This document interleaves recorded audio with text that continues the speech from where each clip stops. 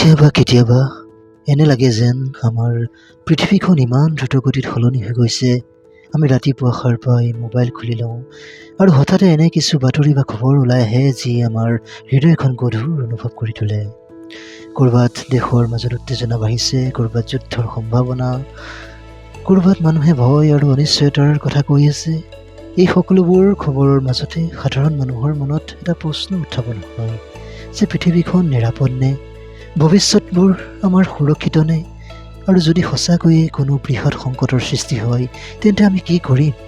এই প্ৰশ্নবোৰ স্বাভাৱিক অহাটো।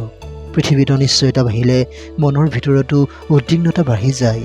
কিন্তু এই গোটেই কাহিনীটোৰ এটা অতি গুৰুত্বপূৰ্ণ কথা আছে। পৃথিৱীখন যিমানেই কোলাহলপূৰ্ণ নহওক কিয়, আমাৰ ভিতৰত এনেকুৱা এডোখৰ ঠাই আছে যিটো শান্তি হৈ থাকিব পাৰে, শান্ত হৈ থাকিব পাৰে। আৰু আজি আমি সেই বিষয়ে কিছু কথা পাতিব বিচাৰিছোঁ। আজি আমি বুজিবলৈ চেষ্টা কৰিম যেতিয়া পৃথিৱীত যুদ্ধৰ ভয় থাকে তেতিয়া আমাৰ মনটো কেনেকৈ শান্তি লাভ কৰিব পাৰি। সেই ভয় কিয় উদয় হয়? প্ৰথমে আমি বুজিব লাগিব যে কিয় ভয়ৰ সৃষ্টি হয়। ভয় এক অতি প্ৰাচীন আৰু স্বাভাৱিক আৱেগ। মানুহৰ মন মগজু বিপদ সোনকালে চিনি পোৱাৰ বাবে ডিজাইন কৰা হৈছে। মগজুটোক হাজাৰ হাজাৰ বছৰৰ আগতে যেতিয়া মানুহে জংঘলত বাস কৰিছিল তেতিয়া ভয়ে তেওঁলোকক ৰক্ষা কৰাত সহায় কৰিছিল। বিপদৰ কাষ চাপিলে শৰীৰে লগে লগে প্ৰতিক্ৰিয়া প্ৰকাশ কৰিব, হৃদস্পন্দন বৃদ্ধি পাব, উশাহ নিশাহ দ্ৰুত হ'ব আৰু শৰীৰটোৱে পলাবলৈ বা যুঁজিবলৈ সাজু হৈ পৰিব। কিন্তু আজিৰ পৰিস্থিতি বেলেগ। আমি আৰু জংঘলত নাথাকোঁ, কিন্তু আমাৰ মগজুৱে এতিয়াও একেদৰেই প্ৰতিক্ৰিয়া কৰে। যেতিয়া আমি বাৰে বাৰে যুদ্ধ, বিপদ বা ধ্বংসৰ খবৰ দেখিবলৈ পাওঁ, শুনিবলৈ পাওঁ, আমাৰ মগজুৱে ইয়াক প্ৰকৃত ভাবুকি হিচাপে অনুভৱ কৰিবলৈ আৰম্ভ কৰে। সেইকাৰণেই বহু লোকে ভৱিষ্যতক লৈ উদ্বিগ্ন, অস্থিৰতা বা চিন্তিত অনুভৱ কৰে। সেই বাতৰি আৰু আমাৰ মনৰ জগতখন। আজিৰ আটাইতকৈ ডাঙৰ প্ৰত্যাহ্বানটো হ'ল সেয়া আমি অহৰহ তথ্যৰে আগুৰিয়ে থকা। প্ৰতি মিনিটত নতুন নতুন খবৰ আহে, প্ৰতিটো ছ'চিয়েল মিডিয়া প্লেটফৰ্মত একোটা আপডেট দেখা যায় আৰু লাহে লাহে এই খবৰটোৱে আমাৰ মনক প্ৰভাৱিত কৰিবলৈ আৰম্ভ কৰি দিয়ে।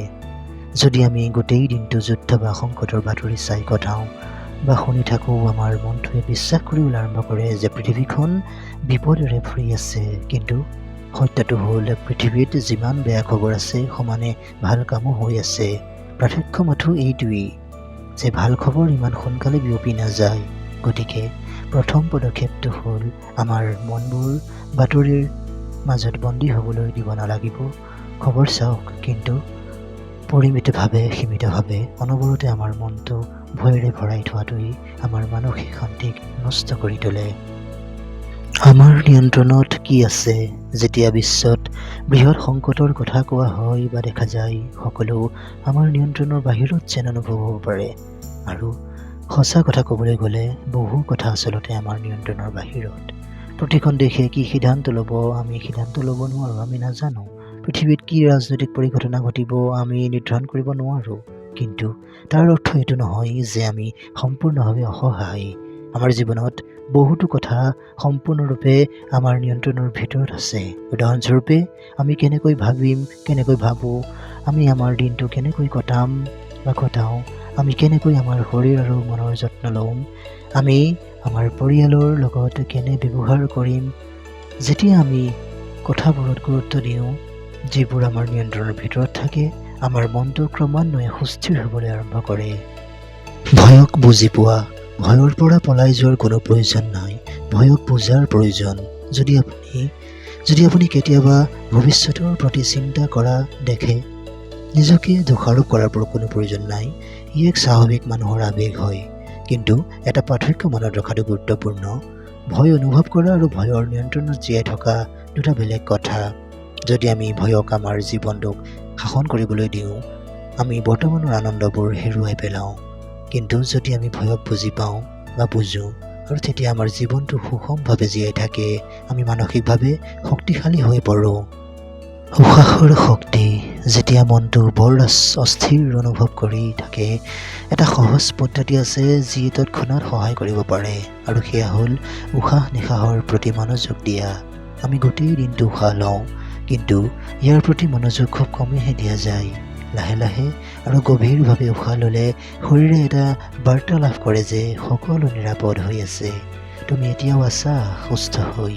কেইমিনিটমান গভীৰভাৱে উশাহ লোৱা, হৃদস্পন্দন লেহেমীয়া কৰে আৰু মনটো শান্ত হ'বলৈ আৰম্ভ কৰে। ধ্যান আৰু শান্তি। ধ্যান ধাৰণা হৈছে মনক শান্ত কৰাৰ এক শক্তিশালী উপায়। ধ্যান ধাৰণাৰ অৰ্থ এইটো নহয় যে আপুনি ঘণ্টাৰ পিছত ঘণ্টা একেৰাহে থিয় হৈ থাকিব লাগিব বা বহি থাকিব লাগিব। ধ্যান মানে কেৱল কেইমিনিটমানৰ বাবে মনটোক বৰ্তমানলৈ অনা। আপুনি আপোনাৰ উশাহ নিশাহত মনোনিৱেশ কৰিব পাৰে বা কিছুমান শান্ত মন ভাল লগা সংগীত শুনিব পাৰে। লাহে লাহে আপোনাৰ মনটোৱে শান্তি অনুভৱ কৰিবলৈ আৰম্ভ কৰিব, যিটো আপোনাৰ ভিতৰত সদায় থাকি যাব। আপোন মানুহৰ সৈতে সংযোগ স্থাপন কৰা। কঠিন সময়ত এজন ব্যক্তিয়ে সৰ্বাধিক শক্তি লাভ কৰে তেওঁৰ আপোন মানুহৰ পৰা।